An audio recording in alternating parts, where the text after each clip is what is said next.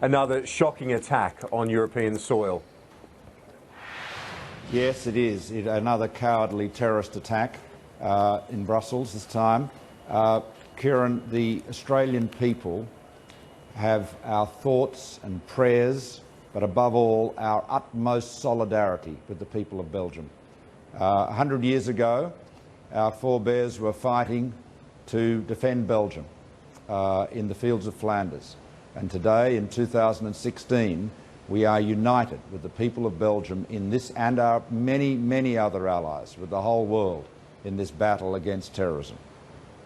The French leaders, Hollande and Valls, have described this as Europe at war. Do you see it in those terms?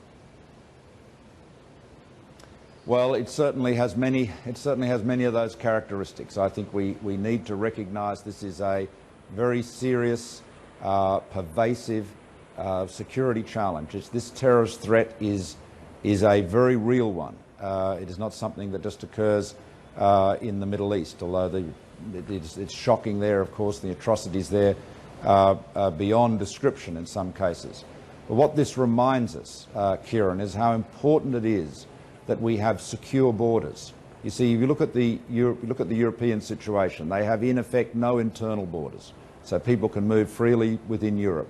And their external borders are very porous, as we've seen graphically on our television screens for some time now. Now, Australia, by contrast, we have strong border protection, whether it is preventing people smugglers bringing people here by boats or at our airports.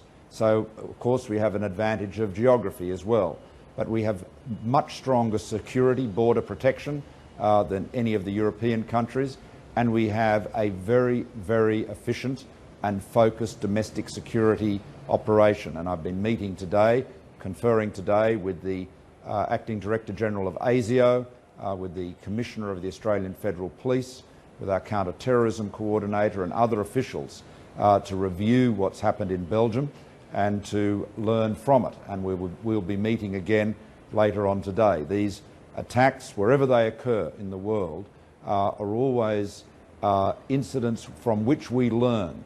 Our security agencies are very agile.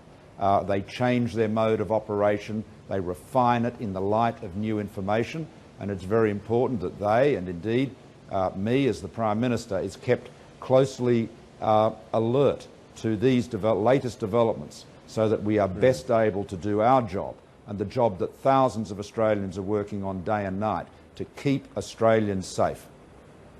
Prime Minister, as you know, one of the attacks occurred at a metro station right near the European Parliament, I believe very close to our embassy there as well. We're talking about the heart of Europe. Do you see this as an effort by this terrorist group to further splinter Europe, already under strain from the exodus of the Syrian conflict? Well, what they're seeking to do is to frighten people. The terrorists' aim is to spread terror. The Malbec metro station is about 1.5 kilometres from the Australian embassy. I've spoken to our ambassador in Brussels, and he's confirmed that the Australian embassy community are all safe and accounted for. So far, thank God, we do not have news of Australians being involved in the attack, being injured or killed in the attack. Our embassy officials are checking with the hospitals and the police and the prosecutor's office there. But we have to recognise Brussels is a very big international city, and there are at any time many Australians there. Just on that note, if I may just make this observation about the travel advisory, Kieran. Our travel advice to Australians who are considering travelling to Belgium is to consider that, and if the travel is not necessary, to postpone it. If you are in Belgium, follow scrupulously the advice of the local authorities.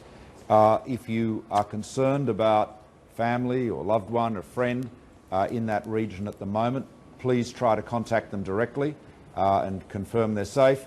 If you are unable to contact them and you still have fears for their safety, you can call the Department of Foreign Affairs emergency call centre, and the numbers there are, if you're calling within Australia, 1300 555 135, or if you're calling from overseas, 61 for Australia, 26261 3305. So those are important numbers to have to hand, and I hope you may be able to put them up on your screen, at some point. Yeah, they are there as we speak. And just in terms of the international reaction, we've seen Donald Trump, I mean, with condemnation from around the world, but Trump again reiterating his calls for the US borders to be closed. He says, well, I think I've said it, I would close up our borders until we figure out what is going on. He also has reiterated his call for surveillance of Muslims in the United States, particularly at mosques. Your thoughts on his intervention on this? Well, look, as the Australian Prime Minister, I don't want to buy into American domestic political debate. Kieran, you'll understand that. Can I just say this, however? What the terrorists seek to do is to frighten us, and they seek to change the way we go about our lives. We have to be confident, we have to be optimistic, we have to be vigilant, go about our lives in the normal way.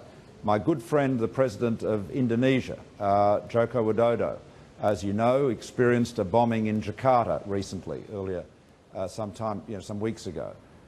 And Jokowi's response to that was to deal with the perpetrators were dealt with, as you know, and he said to me when I called him to express our sympathy and solidarity, he said Jakarta was back to normal within 4 hours. In other words, these people, these terrorists, these murderers are not going to frighten us. Now, the other thing they seek to do is to turn us against each other, and we must not allow them to do that. We have to remain even more united, with an even greater sense of national solidarity and confidence as an Australian nation. We are all Australians. We are all united in our battle against this terrorism. And at the same time, of course, our security agencies, and we're talking about thousands of Australians, working night and day to keep us safe, and we focus on that, and we learn from all of these incidents because the terrorist threat evolves, the terrorists are agile, and we have to be agile in responding and countering them.